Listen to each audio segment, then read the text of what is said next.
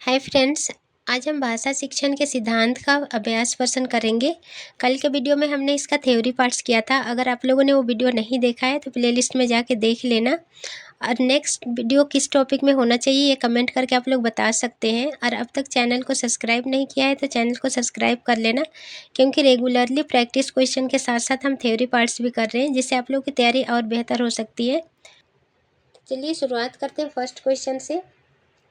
पहली और दूसरी कक्षा में भाषा शिक्षण के साथ ही कला शिक्षा को समेकित करने का उद्देश्य नहीं है। यहाँ नहीं है पूछ रहा है।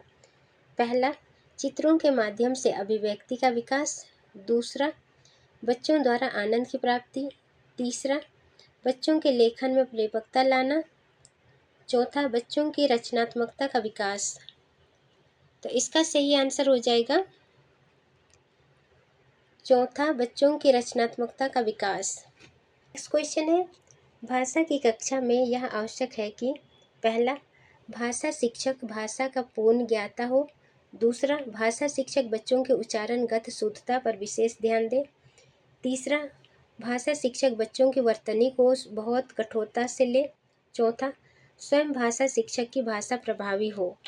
तो इसका सही आंसर हो जाएगा चौथा, स्वयं भाषा शिक्षक की भाषा प्रभावी हो। नेक्स्ट क्वेश्चन है, भाषा सीखने सिखाने का उद्देश्य है। पहला, अपनी बात की पुष्टि के लिए तर्क देना। दूसरा, विभिन्न स्थितियों में भाषा का प्रभावी प्रयोग करना। तीसरा, अपनी बात कहना सीखना। चौथा, दूसरों की बात समझना सीखना। तो इसका सही आंसर हो जाएगा दूसरा, विभिन्न स्थितियों में भाषा का प्रभावी प्रयोग करना। नेक्स्ट क्वेश्चन है, पठन पाठन के अंत में ऐसे अभ्यास एवं गतिविधियों हो जो पहला, सरल भाषा वाले हों। दूसरा, बच्चों को स्वयं कुछ करने और सीखने का अवसर प्रदान करें। तीसरा, केवल पाठ से ही संबंधित हो। चौथा, पाठ पर बिल्कुल आधारित ना हो। तो इसका सही आंसर हो जाएगा दूसरा, बच्चों को स्वयं कुछ करने और सीखने का अवसर प्रदान करें। नेक्स्ट क्वेश्चन है,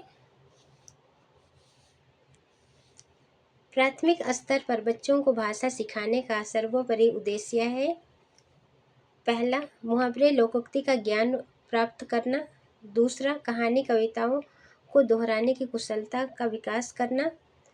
तीसरा, तेज प्रवाह के साथ पढ़ने की योग्यता का विकास करना। चौथा, अपनी बात को दूसरों के समक्ष अभिव्यक्त करने की कुशलता का विकास करना। तो इसका सही आंसर हो जाएगा चौथा, अपनी बात को दूसरों के समक्ष अभिव्यक्त करने की कुशलता का विकास करना। नेक्स्ट क्वेश्चन है, भाषा के संदर्भ में कौन सा कथन असत्य है।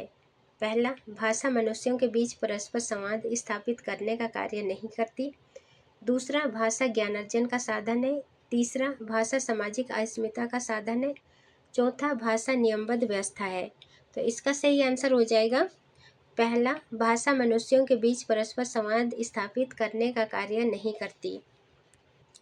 नेक्स्ट क्वेश्चन है, प्राथमिक स्तर पर शिक्षा का माध्यम पहला, हिंदी होना चाहिए। दूसरा, अंग्रेजी होना चाहिए। तीसरा, उर्दू होना चाहिए। चौथा, बच्चे की मातृभाषा होना चाहिए। तो इसका सही आंसर हो जाएगा चौथा, बच्चे की मातृभाषा होना चाहिए। नेक्स्ट क्वेश्चन है, प्राथमिक स्तर पर भाषा शिक्षण का उद्देश्य यह है कि पहला, बच्चे मानक भाषा का प्रयोग करना जल्दी सीख जाएं। दूसरा, बच्चे भाषा परीक्षा में सदैव अच्छे अंक लाएं। तीसरा, बच्चे विभिन्न स्थितियों में भाषा का प्रभावी प्रयोग कर सके। चौथा, बच्चे भाषा के व्याकरण को जान सके। तो इसका सही आंसर हो जाएगा तीसरा, बच्चे विभिन्न स्थितियों में भाषा का प्रभावी प्रयोग कर सके। नेक्स्ट क्वेश्चन है, विद्यार्थी की भाषा पर उसके सामाजिक परिवेश का प्रभाव पड़ता है। यह सिद्धांत है। पहला, अनुबंधन का। दूसरा, अनुकरण का। तीसरा, सहचार्य का। चौथा, जीवन समन्वय का। तो इसका सही आंसर हो जाएगा दूसरा, अनुकरण का। नेक्स्ट क्वेश्चन है, भाषा शिक्षण में व्याकरण पढ़ाने के लिए प्रयुक्त किया जाने वाला सिद्धांत का व नियम है। पहला, आवृत्ति का सिद्धांत। दूसरा, अनुकरण का सिद्धांत। तीसरा, आगमन एवं निगमन का सिद्धांत। चौथा, अनुबंधन का सिद्धांत। तो इसका सही आंसर हो जाएगा तीसरा, आगमन एवं निर्गमन का सिद्धांत। नेक्स्ट क्वेश्चन है, स्किनर के अनुसार पहला, भाषा सीखना एक अत्यंत जटिल प्रक्रिया है। दूसरा, भाषा अनुकरण के द्वारा सीखी जाती है। तीसरा, भाषा परिवेश से सीखी जाती है। चौथा, भाषा अंतःक्रिया से सीखी जाती है।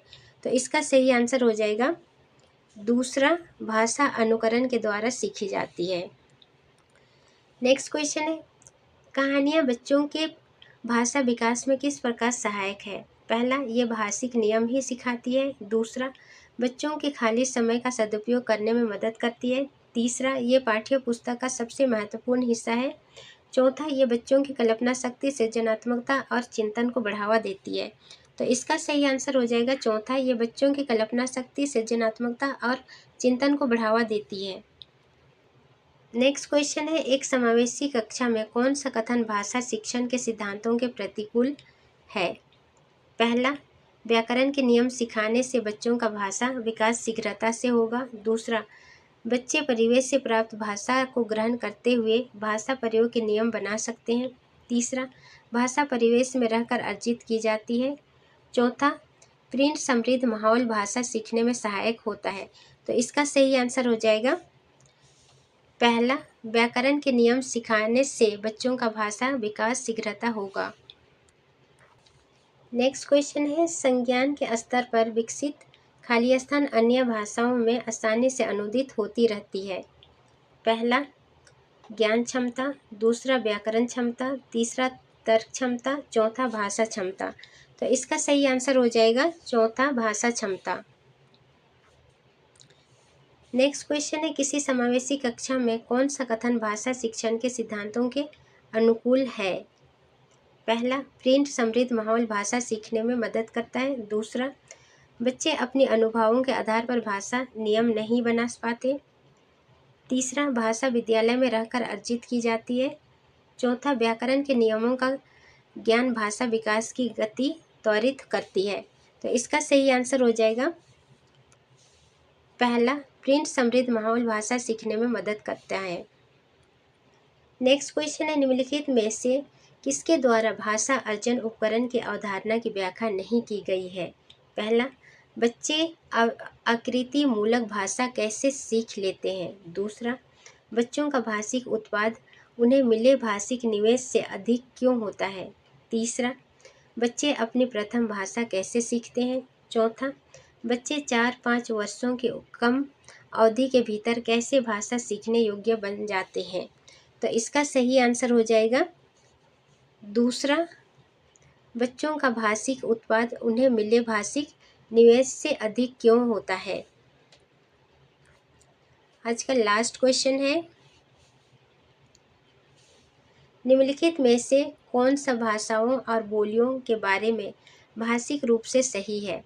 पहला, भाषाओं की अपनी लिपि होती है परंतु बोलियों की कोई लिपि नहीं होती है। दूसरा, भाषा और बोलियों में कोई सुपरिभाषित भाषिक अंतर नहीं है। तीसरा, भाषाओं में साहित्य लिखा गया है परंतु बोलियां मौखिक परंपरा का निर्वाह करती है। चौथा, भाषाएं और बोलियां भाषिक रूप से भिन्न भिन्न है परंतु भौगोलिक रूप से एक समान है। तो इसका सही आंसर हो जाएगा दूसरा, भाषा और बोलियां में कोई सुपरिभाषित भाषिक अंतर नहीं है। फ्रेंड्स, वीडियो कैसे लगी कमेंट करके बताना।